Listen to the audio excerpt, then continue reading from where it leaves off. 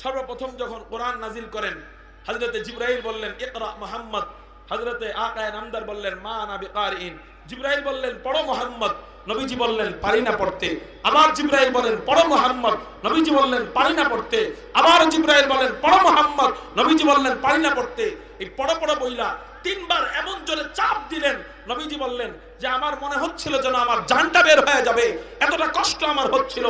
এরপরে তিনবার চাপ দেওয়ার পর আল্লাহ পাক রব্বুল আলামিন আমার এবং আল্লাহর মাঝখানে যে বেড়ার পর্দা ছিল, এই পর্দা সরায় নিলেন।